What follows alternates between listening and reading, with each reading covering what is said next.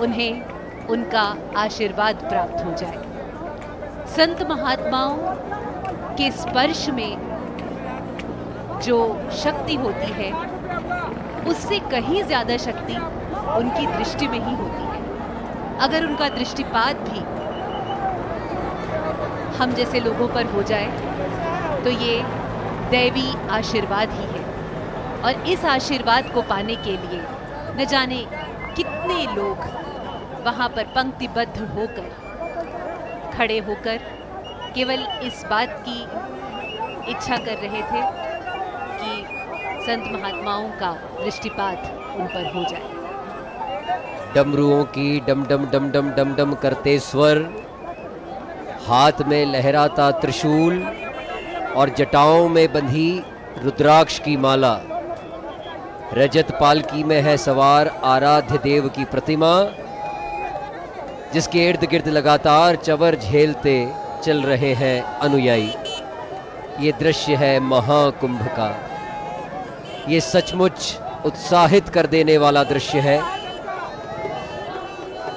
निश्चय ही महाकुंभ का इतना बड़ा मेला है, यहाँ मनोरंजन के कई साधन हैं, खान पान के लिए कई साधन उपलब्ध हैं, लेकिन जो मुख्य आकर्षण होता है महाकुंभ का वो ये है, ये राजसी जुलूस।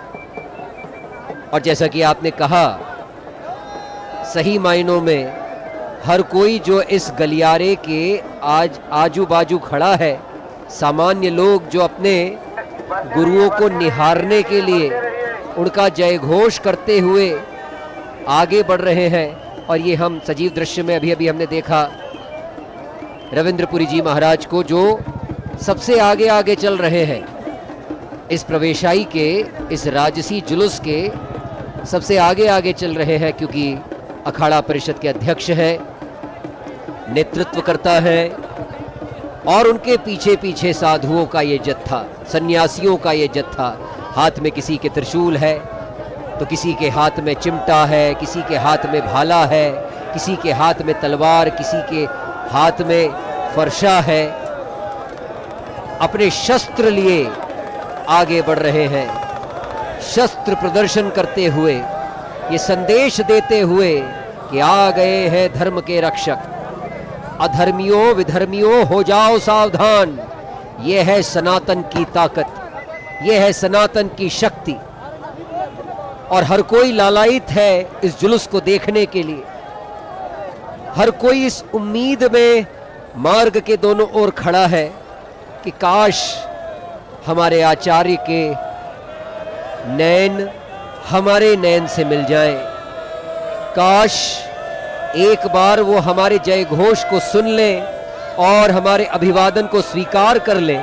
और वो दृश्य हमने अभी देखा भी, सजीव अपनी आंखों से देखा कि किस प्रकार मार्ग के इर्द गिर्द खड़े लोगों ने कैलाशानंद जी महाराज को पुकारा, आचार्यवर का जय घोष किया, और आचार्य इतने प्रसन्न हुए कि वो अपने स्थान से खड़े हो गए। अपने सिंहासन से खड़े होकर उन्होंने दोनों हाथ हिलाकर अभिवादन स्वीकार किया, जो अभी भी आप देख रहे हैं। अभी भी मार्ग के दोनों ओर खड़े जो धर्मावलंबी हैं, जो शिष्य हैं, जो श्रद्धालु हैं, उनका लगातार अभिवादन स्वीकार करते हुए आचार्य महामंडलेश्वर आगे बढ़ रहे हैं। और मयंक, जैसे आपने कहा कि इस यात्रा का एक मुख्य आकर्षण और भी है, और वो है इसका अनुशासन। यहाँ तक कि पंक्तिबद्ध खड़े होकर जो आम जनता इन्हें देख रही है, वो भी बड़े ही विनम्रता से और बड़ी ही अनुशासन के साथ वहाँ खड़े होकर अपने इष्ट और इन साधुजनों के आशीर्वाद को प्राप्त करने के लिए खड़ी है। और यह शोभा यात्रा, जिसमें हमें हाथों में ध्वज, त्रिशूल और मुख पर भक्ति का तेज लिए यह संत नजर आ रहे हैं, यह दृश्य हर किसी को मंत्रमुग्ध कर देने वाला है। संगम के किनारे जय घोष और भक्तों की भीड़ ने इस वातावरण को और भी पावन बना दिया है। और इन सन्यासियों की सुरक्षा के लिए सशस्त्र जवान, रैपिड एक्शन फोर्स और उत्तर प्रदेश पुलिस के वरिष्ठ अधिकारी, क्योंकि आज सचमुच ये सन्यासी राजा हैं हमारे लिए। ये राजसी स्नान करने के लिए निकले हैं अपने शिविर से, शस्त्र लहराते हुए, जय घोष करते हुए मार्ग के दोनों ओर खड़े श्रद्धालुओं का अभिवादन स्वीकार। सन्यासी महाकुंभ जैसे सुअवसर पर अपने शिष्यों के बीच आते हैं, सामान्य जनता के बीच आते हैं, तो हर कोई उनका अभिवादन करना चाहता है। हर कोई यह आकांक्षा रखता है कि काश को एक बार ऐसे सन्यासियों के पद के नीचे की रज हाथ में आ जाए जिसे वे मस्तक से लगा ले। ये देखिए अपने निशान लेकर, ये परंपरा है सत्यप्रिया कि अखाड़ा जब भी कुंभ में स्नान करने के लिए आता है तो सर्वप्रथम अखाड़े के जो निशान होते हैं उन्हें स्नान करवाया जाता है। तत्पश्चात जो उनके आराध्य देव हैं, क्योंकि हर अखाड़े के आराध्य और इष्ट अलग अलग होते हैं, उन्हें स्नान कराया जाता है। तत्पश्चात सन्यासियों के द्वारा, नागा साधुओं के द्वारा, आचार्य महामंडलेश्वर के द्वारा स्नान किया जाता है और उसके बाद बाकी उनके शिष्य और अन्य धर्मावलंबी दर्शन करते हैं, स्नान करते हैं, पवित्र डुबकी लगाते हैं। तो ये भौतिक सुरक्षा बल आध्यात्मिक गुरुओं के लिए, जो आध्यात्मिक सेनाएं हैं हमारे धर्म की, उनकी सुरक्षा घेरे के लिए भौतिक सुरक्षा बल निरंतर आगे बढ़ता हुआ, पीछे भी घुड़सवार अश्वारोही दल चल रहा है, हाथों में लिए ये रजत चिन्ह।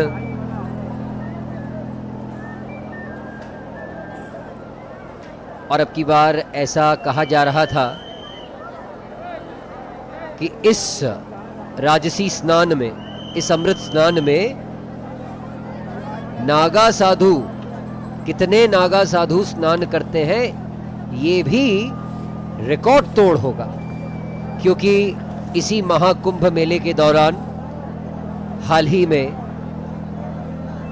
कई हजारों की संख्या में नए दीक्षार्थियों को नागा साधु बनने की दीक्षा दी गई।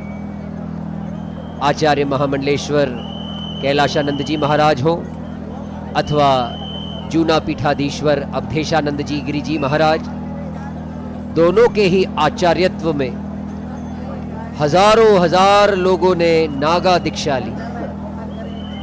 और नागा दीक्षा कतई आसान नहीं होती। नागा बनना और नागा बनने की जो प्रक्रिया है बहुत कठिन होती है। कई चरणों से होकर गुजरना होता है व्यक्ति को नागा साधु बनने के लिए। और ये जो आप अभी अपने टेलीविजन स्क्रीन पर देख रहे हैं, ये वो तपस्वी हैं जिन्होंने कई साल पहले, कई वर्षों पहले नागा दीक्षा ग्रहण की होगी और संकल्प लिया होगा कि शस्त्र और शास्त्र दोनों ही विद्याओं में निपुणता अर्जित करेंगे। जब शस्त्र चलाना होगा शस्त्र चलाएंगे, और जब शास्त्र सम्मत बात करनी होगी शास्त्र सम्मत बात भी करेंगे। और ये देखिए, जो हम कह रहे थे, आज सुबह कई लोग दिखाई पड़ रहे हैं। जिस मार्ग से संतगण गुजर गए उस मार्ग से मिट्टी इकट्ठी कर रहे हैं, वहां की रज एकत्रित कर रहे हैं, क्योंकि वो रज है जिस पर से गुजरे हैं चरण इन आध्यात्मिक और दिव्य आत्माओं के, इन नागा सन्यासियों के, इन साधुओं के, जो कभी कभी क्रोधी प्रतीत होते हैं। वहीं यही नागा सन्यासी और नागा साधु अपने ममत्व से लोगों को अपनी ओर आकर्षित कर लेते हैं। अभी जो थोड़ी देर पहले हमने दृश्य देखा, कैसे एक नागा बाबा प्रसन्न चित्त होकर दोनों हाथ हिलाकर जैसे लोगों को अपना मित्र समझ रहे हो। जिस प्रकार मित्रों से अभिवादन किया जाता है या अभिवादन स्वीकार किया जाता है, ठीक उसी प्रकार जब लोग पुकार रहे थे कि बाबा इधर देखो, हमें आपका फोटो क्लिक करना है, हमें आपके साथ सेल्फी लेना है, तब भी उन्हें क्रोध नहीं आया, क्योंकि इस दौर में, इस दौर के युवा को अगर साथ में लेकर चलना है तो उसके अनुरूप ढलना होगा धर्म गुरुओं को। युवाओं को नैतिकता और आध्यात्मिक ज्ञान का संदेश देते हुए ये बढ़ रहे हैं नागा सन्यासी अपने हाथ में लिए निशान, अखाड़ों के प्रतीक चिन्ह, संगम तट की ओर अग्रसर हो रहे हैं। ये जो कॉरिडोर आप देख रहे हैं, दोनों ओर बैरिकेडिंग की गई है। ये कॉरिडोर, ये रास्ता संगम तट की ओर ले जा रहा है और ठीक इसके पैरेलल एक और गलियारा बनाया गया है। उसका उपयोग स्नान करने के उपरांत लौटने के लिए किया जाएगा। ये अखाड़ा अभी स्नान करने के लिए, पवित्र डुबकी लगाने के लिए संगम तट की ओर अग्रसर हो रहा है। हर ओर जय घोष सुनाई दे रहा है। हम जहां बैठे हैं हमारे कमेंट्री बूथ में, यहां से हमें सीधे सीधे आवाजें सुनाई दे रही हैं। जो जय घोष हो रहा है वो इस पूरे क्षेत्र में गुंजायमान हो रहा है। आगे आगे पुलिस विभाग के वरिष्ठ अधिकारी अगुवाई करते हुए, क्योंकि ये संतगण आज के पर्व के अतिथि हैं, ये राजा के समान हैं और इनकी अगुवाई के लिए कितने ही वरिष्ठ अधिकारी क्यों ना हो, उन्हें पद यात्रा करते हुए आगे आगे उनका मार्ग स्पष्ट करते हुए बढ़ना होता है। ये दो रजत पालकियां कंधों पर लिए अपने आराध्य को, और देखिए कितनी बड़ी संख्या में ये नागा सन्यासी हैं। जैसा कि अभी अभी मैंने कहा कि अब की बार कई नए लोग नागा दीक्षा ग्रहण कर चुके हैं और नागा दीक्षा विभिन्न चरणों में होती है। नागा साधु बनने की जो प्रक्रिया है, विभिन्न चरणों से होकर गुजरना होता है व्यक्ति को। सबसे पहला चरण होता है जब घर से भिक्षा मांगनी होती है। दूसरे चरण में माता पिता से भिक्षा मांगनी होती है। तीसरा चरण होता है जब 14 पीढ़ियों का पिंडदान करवाया जाता है। पांचवें चरण में, चौथे चरण में माता पिता का पिंडदान करना होता है और पांचवें चरण में खुद का पिंडदान करना होता है। पिंडदान के बाद पहली डुबकी पवित्र जल में लगाई जाती है और उसके बाद सांसारिक रिश्ते सब समाप्त हो जाते हैं।